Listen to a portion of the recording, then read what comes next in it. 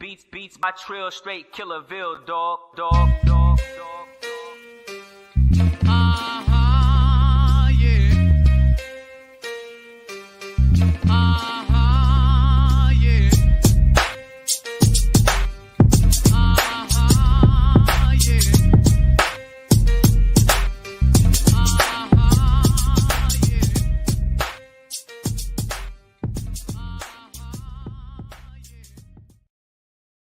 Hey, what's good? We are back. Yours truly, one and only Paul Pickett, host of the Paul Pickett Podcast, aka Triple P, aka the Common Sense Podcast, your source for music, sports, politics, world events, and much, much more. We're gonna take y'all back into another BKFC interview.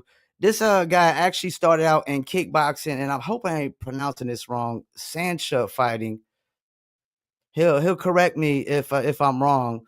And then he transitioned into the BKFC. He had 6 fights under his belt, 3-3. And if I'm not mistaken, he fights 2 weight classes, flyweight and bantamweight, if I'm not mistaken. Let's bring him in, the one and only JR the Lion Ridge. What's going on? What's up, man? Did I get all that right? You did, but my very first BKFC fight was at a catch weight at 130. Okay. And, we just remain here at flyweight now, 125. Okay, that's what's up. I want to start here. What's the difference between kickboxing and Sancha fighting? Because I don't know, and I think a lot of people need to know. So basically what it is if you can imagine Muay Thai mixed with judo. Okay. So you get points for sweeps, hip throws,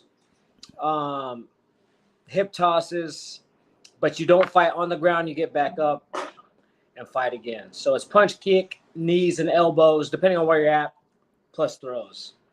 Wow. Yeah, it's a very interesting sport. It's definitely exciting to watch. So if you can imagine Muay Thai with judo, it's definitely it's something different. You know what I mean? Okay, that's what's up. What was the transition like from kickboxing and Sancha fighting into the bare knuckle? It was a pretty easy transition. My original Sancho coach, he was a boxer in China before he made the switch to Sancho. And so his style was more geared towards boxing with the punches, kicks, knees, and throws. So it was he instilled all his boxing, his style into me. So it was super easy transition. Like that would be crazy if there was a time in BKFC I accidentally kicked somebody, but I don't think something like that would ever happen. You know what I mean? That would be crazy. Yeah. One thing too is when it comes to the clinch, I'm very familiar with the clinch. I'm able to use the leverage properly. Like I personally don't like to sit and bang in the clinch. A lot of these fighters in BKFC enjoy it. I don't. So whenever it comes to the clinch, if I get clinched out with some guy, I know how to work it and then hold and then reset and then fight again. Okay. I hate to bring up losses, but you fought Tyler Randall. I actually watched it again today. He's only like I guess an inch taller, but it seems like, if I'm not mistaken, I'm not a fight expert, but it seems like you were trying to come low and fast on him. Yeah, so on paper, all the the podcasters and all the BKFC journalists, like I was supposed to just beat the dust off Tyler Randall. And how can I say this? I basically gave Tyler Randall the fight. That was like I was in the ring, but I was not fighting, right? Okay. And I gave it away. I gave it away. I don't know where I was at. I don't know where my head was at. Like, I gave him the fight. I wasn't fighting to win. I know I know my capabilities. I know how confident I am in my craft, and I could have beat the tar out of Tyler Randall. And I just gave it away. That's it, hands down. Like, I can only be disappointed in myself. Like I gave it to him. You know, I he definitely didn't saw win a the few fight. punches that should have landed, and if they would have landed, he would have been out cold. Like you could just see the ferocity behind some of those punches you were throwing. Yeah, and I didn't sit. You know, I didn't get inside. You know, work on. I was just moving in there, especially Yeah. in the fourth and fifth round. And I can only get mad at myself. I gave Tyler Randall the fight. He did not beat me. I gave it to him.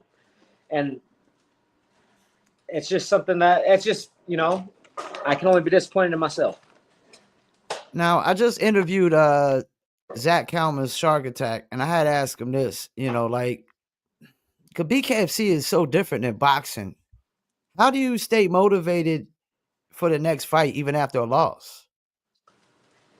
You know, that's a very good question. You know, with any fighter, any athlete, when you experience a loss, all you can think about is getting that loss back, right? Yeah. So the next person that you fight, you are going to make sure you win. Yeah.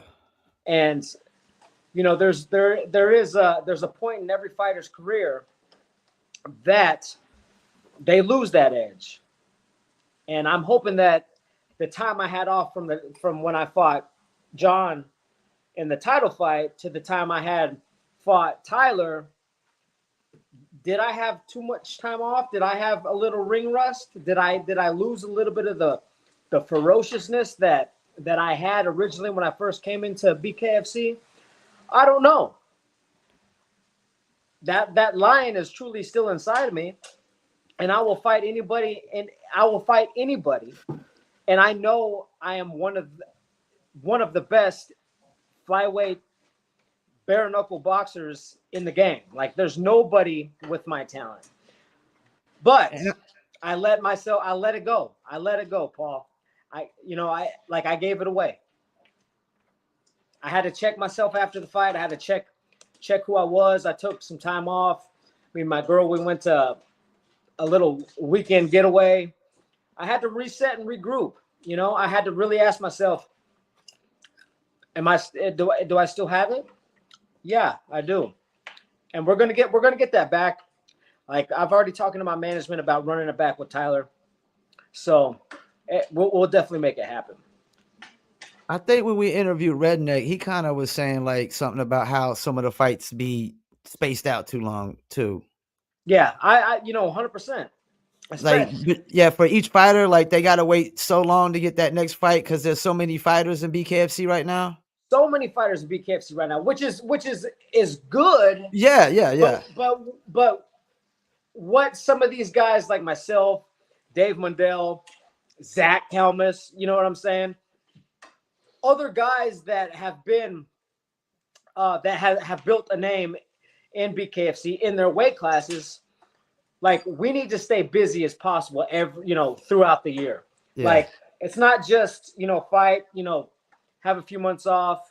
Sometimes some of these guys, they're not fighting for a year. Like, Dave Mundell is the champ in the middleweight class.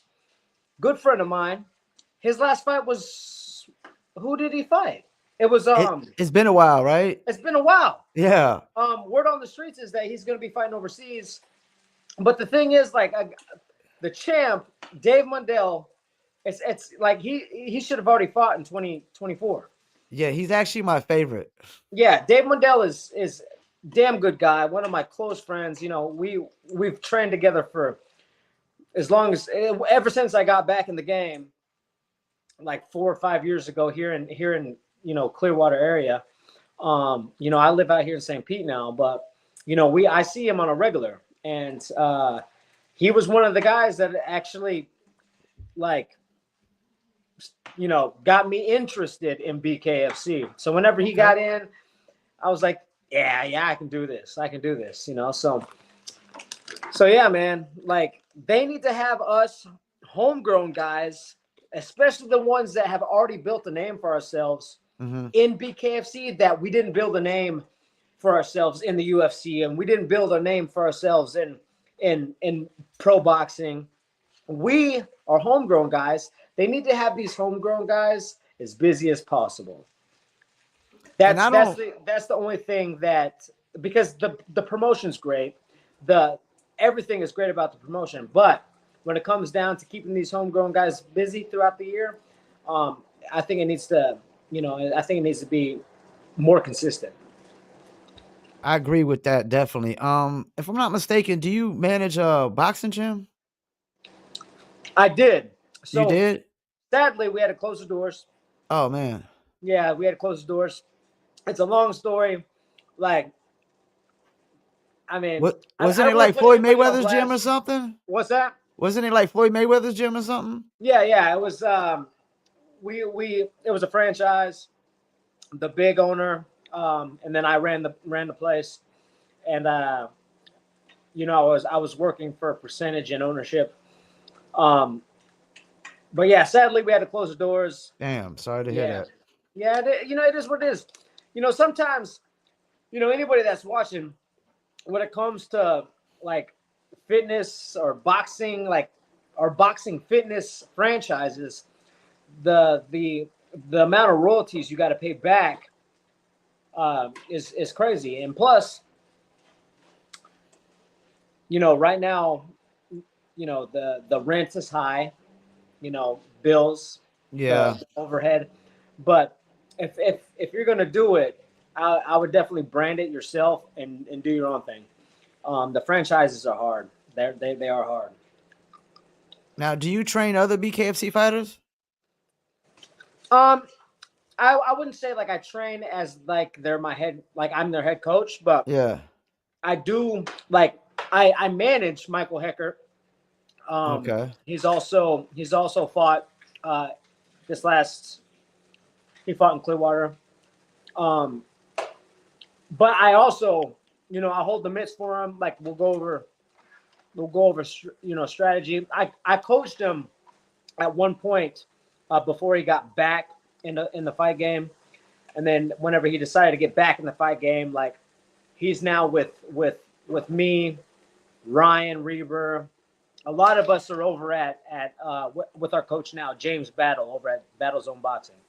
Yeah, I love some Ryan Reber. Yeah, right. He had that comeback in that one fight, and when we did a Circle Kings interview, I mean, he was just so hype, man. And it was an amazing fight. It was like probably the fight of the night, I think, that night.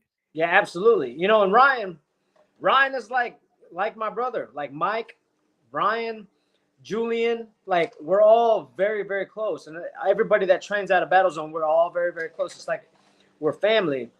And Ryan and I, like I was running a boxing program out of a Muay Thai gym, probably like 4 or 5 years ago, and then that's how I met Ryan. And then I was training with Ryan, and then Ryan, like at the time, my old head coach Matt McCusker was also Ryan's coach. But Ryan Okay. had left, went over to James Battle at Battle Zone Boxing, and I ended up leaving as well because Matt wants to focus on his Muay Thai guys, which is cool. I get it. He's a Muay Thai guy. It's a Muay Thai gym, and he's got a lot of Muay Thai guys fighting in and out of Thailand and everywhere. So, out of respect for myself and out of respect for him, he was just like, it's better that we stay close, we stay friends. Just go get your training where it's going to benefit you.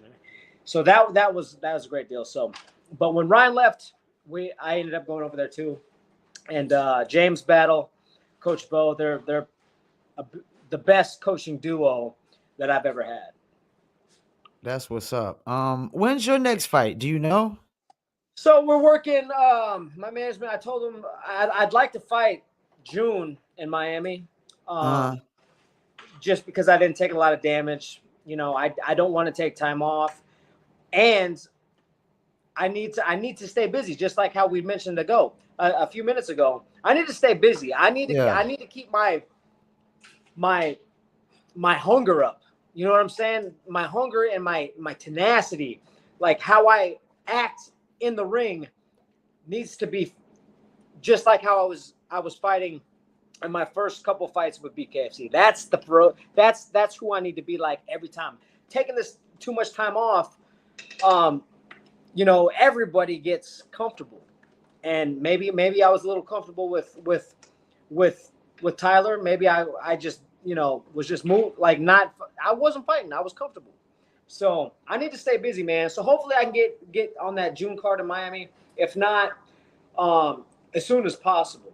As soon as possible. So we're working it. My management's working it. So do they typically only do like people like under 3 fight contracts usually? I know like Zach always says he gets like 3 fight contracts, and then when that's up, 3 more fights. Is that typically how they do it?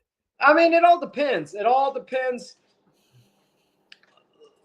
You know, sometimes it's better to just do single fight contracts, because you don't, because if you agree to a multi-fight deal, this is what you're going to get paid this fight. This is what you're going to get paid this fight. This is what you're going to get paid this fight. There's no negotiation once you sign on that dotted line. So it all depends. It all depends on, you know, who you are, and what you know, how you want to approach it and how your management is. So either way, if you agree to a multi-fight deal, the most important thing is obviously negotiate second and third fight purse before you sign. You know what I'm saying? So don't like take a, you know, sign on the dotted line and then you fight Chad Mendez and you're only getting paid peanuts. You know what I'm saying? Because you signed for it. Yeah. You know? So yeah, so it's very important to consider that for sure. And I noticed like some fights they don't let go on because of like the Redneck Mundell and Mike Perry. Like Redneck want Mike Perry forever. I've heard like it has something to do with like followings and stuff like that. Like they want certain fighters that have certain followings, but I think a lot of the fans would want that fight. Yeah, absolutely, and the fans do want that fight. But when it comes to a fight game, to the fight game, and also the fastest growing promotion, they have to look at it at a business standpoint, and which I get. You know, Mike Perry is a big name. He's got charisma. He's got the way Mike Perry. He's a character. He's a character, and he's a hot character for the business, right? So Dave Mundell would beat him. Okay, Dave Mundell would beat him. I'm not. I agree. I'm not just saying that because he's a close friend of mine. I'm saying that because we all know he would.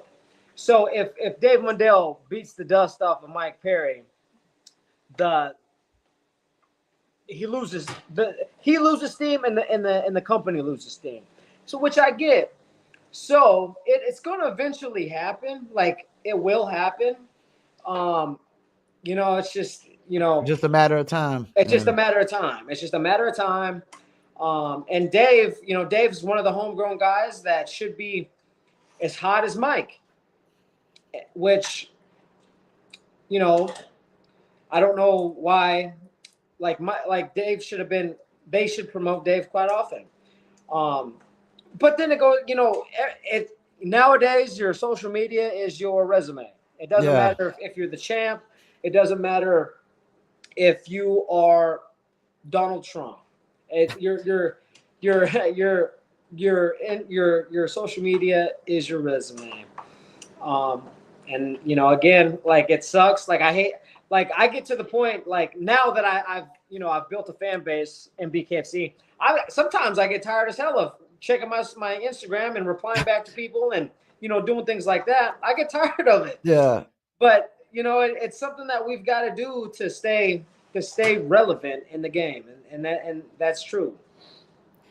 I don't know if you know the answer to this question though, but I can't figure out like you go to BKFC, they got one specific rankings, and then you go to Knuckletown, they got a different rankings. Like Knuckletown got you ranked like 8th. BKFC has you like the number 1 ranked in the flyweight. I don't know if that's old or is it been updated or. Well, I'm sure it's going to be updated probably within this week or next week. Just because Tyler Randall, he won. So He was like 4th, I think, right? He was third or fourth. Yeah. So that will change. Knuckletown rankings are different. And Okay, so they're different. Box Rec is different too. There was one point where I was ranked number 4 in Box Rec. I looked the other day, actually before the Tyler Randall fight.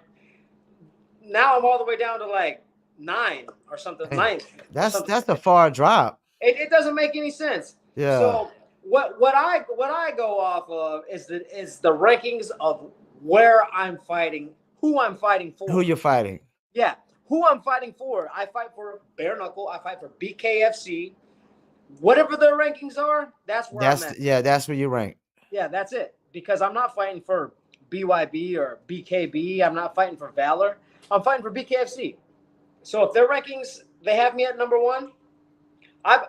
Regardless, I was number 1 because I was number 1. Yeah. But now since Tyler won, it'll probably bump me to probably number 3. You know what I'm saying? Rambo will probably go up to number 1, right? Probably Tyler. So he'll go up that far off, that high off of that win, just because you were ranked number 1. They'll bump him up to number 1. Yeah. Okay. More than likely. And I remember Rambo Russo when he was actually got arrested. I think at he was supposed to fight at the BKFC and he got arrested or something like that. Yeah, he got arrested. Yep. That's crazy. Yeah, because we interviewed him too, and he's definitely he's only 2-0, but it seems like they trying to push him kind of heavy too. It seemed like. Yeah, it seemed like, but I don't know, man. I think if I don't want to talk bad about any fighter, I respect everybody, but that's something like that's just not a good look for you as a professional, and it's not a good look for the organization. No, it definitely wasn't. It definitely wasn't. So I mean, and with Rambo, like even with Tyler, I gave him that fight. After I fought Tyler, Rambo got on his social media talking trash. I'm not one to clap back because I'm a respectable professional and I know who I am. But for him, I had no beef with Rambo before. But, for him to go on social media and start talking trash about somebody that has built the 125 division basically with John Dodson and Chancey Wilson, like don't disrespect me like that. Don't disrespect me. I don't disrespect nobody. But eventually Rambo and I will probably face each other. Yeah. Like I'm not gonna fight an unranked guy, my next opponent. Like, but when it happens, it happens. But yeah. With Rambo, like the reason why Tyler will be ranked number 1 is because Rambo only has 2 fights and Tyler has I think 5 or 6 now. Yeah. And then he beat the number 1 ranked guy. So yeah, it'll bump him to 1. That would be crazy if it bumps me to 2 and bumps Rambo down just because I have more fights. And that'll just make him want to shit talk even more probably. Absolutely. Yeah. And I get it. And some fighters build a name on talking trash. Yeah. Conor McGregor. You're right. Some do. Yeah. And it's cool. It's entertaining. That's who they are. But don't disrespect what I've done in the sport already. Don't do that. Well, I got a couple more questions for you. What's your ultimate goal in BKFC? To chase down that title. I want that rematch with John, man. I want the rematch with Dodson. BKFC did an interview And I said, man, like John is half Filipino. I was born in the Philippines. Like the rematch with John at the end of the year in the Philippines, and the Philippines That'd be amazing. It would be amazing. It would be huge for the sport. It would segue more fighters into the sport. BKFC Philippines. We've gone everywhere else. We've gone to Europe. We've gone to Thailand. We're going to Mexico. We're in where were we? They just did tryouts. Didn't they do Bulgaria too recently? Bulgaria, yeah. They did Canada. Tryouts. I mean, y'all everywhere. Colombia. Yeah. Yeah, Canada. They just did one tryouts in Colombia. So the Philippines it's got to be next. And you know they know I want it in the Philippines, and you know for John to be able to go back to his roots too. That would be an amazing opportunity. That would be an amazing fight for the both of us. My brother-in-law, he's Philippines, and y'all resemble each other, especially when you did the interview with glasses. Y'all look just like, except you Yo, the Diesel bare knuckle version. Man. He must be handsome as hell because I'm handsome. Yeah, I love my brother-in-law. Shouts out to you, Raymond. Oh, he's Raymond. Raymond. I think their last name is Boogaran or something like that. Yeah, that's cool, man. Yeah, his parents came over from the Philippines. He was born here, but he married my baby sister, and I couldn't ask for her to have a better husband, man. I definitely ain't gonna have to worry about bare knuckle on him. Yeah.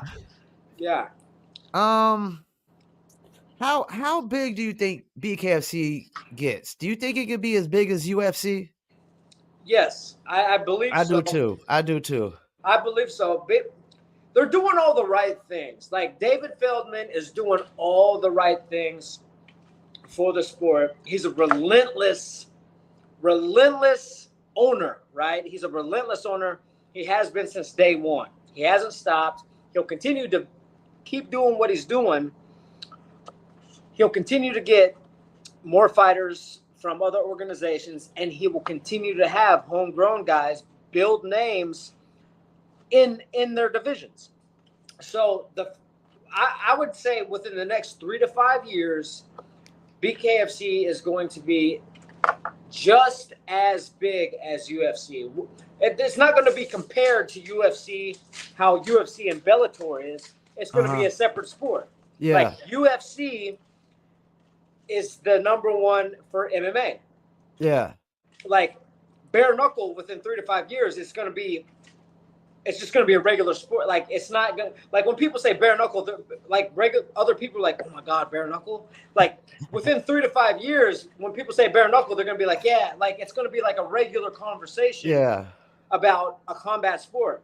So BKFC will be it's already the number one bare knuckle sport. But bare knuckle as a whole, 3 to 5 years from now, they're going to talk BKFC as how they talk about UFC for bare knuckle. Yeah. You know what I mean?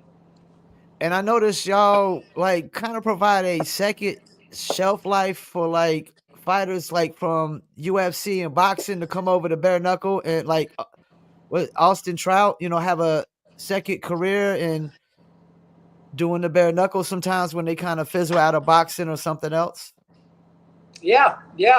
And we've seen it already. It's happened, Chad Mendez, who else? Eddie Alvarez, some big names in UFC. It's only an amount of time. I believe that David Feldman will get Conor McGregor to do a bare knuckle fight before Conor officially hangs it up. Yeah. And does his thing. I have a feeling that it will happen. And that'll be big for the sport. That'll be huge. That'll be huge. Sport.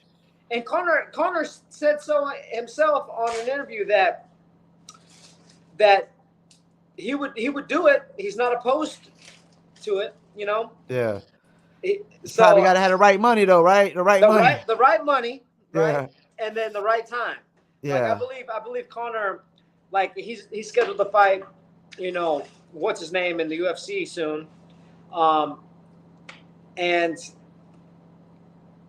now he's doing movies. So it's only a matter of time to where Connor's like I'm done with fighting. But David Feldman, like, if you want to give me some cash, I'll do one bare knuckle fight, help you build the sport, and then call it out. Peace out. Peace out. And that alone would help propel and boost the sport. That'll bring so many eyeballs to it, that don't know about it just yet, because like you said, it's not totally mainstream, but it's right there. I mean, it's scratching the surface, not about to kick down the door. I got one last question for you, and I actually came up with this question myself. What do you think makes like bare knuckle fighters different than the average person? Like, y'all like so fearless, and the average person is just like, I think, full of fear. Bare knuckle guys, bare knuckle fighters. I wouldn't say we're completely fearless, because a fighter that is completely fearless is BS. Yeah. Okay. I would say that it's the love of the sport. It's the love of what is in our blood, of whatever combat sport we grew up in, and what we're, the opportunities that we have now with bare knuckle. It's the love of what we do, and it's the love of what God has blessed us with. That's what makes us different than a regular person when it comes to bare knuckle, because there's other fighters that are like, no, I will never do bare knuckle. But the guys that are coming over and building a name in bare knuckle, it's the love of the sport. It's the love of the pureness of the fight sport. Yeah. I know when we interviewed Chris Lido on the Circle Kings, he actually said at first he thought it was crazy because there was some UFC cat that was doing it, and he was like, that sounds ridiculous. And then he saw it, and he was like, sign me up. Right. That's exactly what happened to me. Yeah. Whenever I cornered Julian Lane in the Bostwick fight with my old coach, I was like, this is not that bad. Yeah, it's not what people think. They had the wrong perception maybe at first. Yeah, exactly. And at the time, like, they were in the process of bringing in the 125ers. And then I was like, this is not that bad. Like, I'm in it. Like, bring me back. I'm back in it. So that's what got me. Whenever I saw it, I was like, this is not that bad. Well, I know they call you the Lion, but I gotta say, you fight like a bulldog, man. You like a bulldog in there, man. Especially when you and Chancey were going at it. Y'all like two bulldogs going at it, man. Yeah, that was a good fight. That was a good fight. Chancey, that was I would probably say that was one of my most favorite fights in BKFC. That's what's up. Well, before we go, anything you want to shout out, man? Shout out my sponsors, St. Pete Cryo, Elite Body Cryo out here in St. Pete, Wicked Muay Thai, making me the best shorts in the game, always keeping me laced up. Secret Tattoo Shop here in Tampa. They do all my tattoos. They do a great job. Excelicor Real Estate. If you're looking to buy a house in the Tampa area, my boy Jeremy Rickard, he's the man to talk to. And all the fans that have reached out after this fight that said, you didn't lose that fight, and all the people that have supported me along the way. I appreciate all the love. Well, I'm going to continue to support you, man. And definitely tell my man, Dave Redneck Mandel, that P said what's up, man. Yeah, I sure will. Like, he's definitely my favorite guy. And make sure y'all follow JR The Lion Ridge on Instagram at JR Ridge, man. I appreciate you coming in. Anytime you want to join the podcast, man, please do, man. Absolutely. Thanks for having me on, bro. All right. Peace. Peace. Once again, another BKFC interview. One and only JR The Lion Ridge. Stay tuned. We're going to see who he has to fight next, and we're going to stay supporting and stay tuning in. And BKFC is definitely growing fast, taking over. UFC definitely has got some competition, man. I mean, this is the modern-day American gladiator. So thank you for tuning in to another episode of the Paul Pickett Podcast, and we out.